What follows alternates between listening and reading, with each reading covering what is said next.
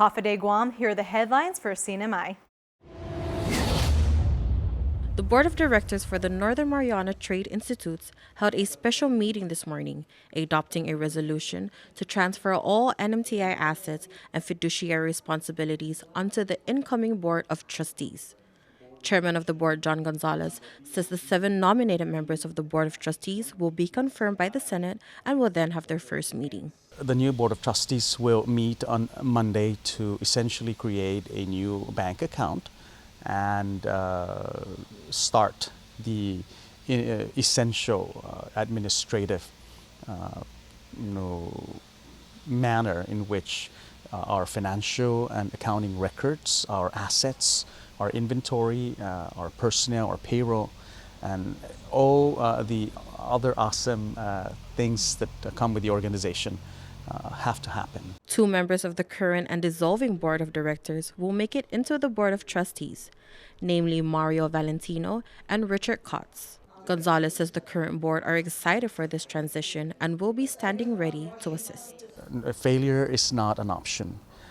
We'll bring the Northern Marianas to greater heights, and the promise of hopefully $10 million approval by the US EDA, Economic Development Administration grant, and other endowments and federal grants, and of course the Northern Marianas government financial support will become the regional modern technical institute that will boast and help with the region as well as the nation for that matter. And more importantly, we can take a step back and smile with grace and humility, knowing that we stood the test of time, and that by only working together can we truly achieve unequivocal and irreversible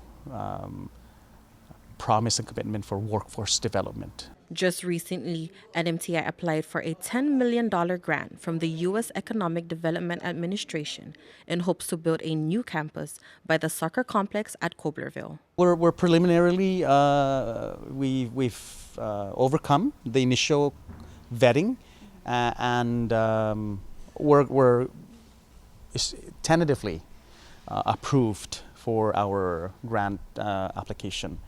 And I would like to say that we're excited for NMC as well, and PSS's grant applications, millions of dollars that are dedicated now for education.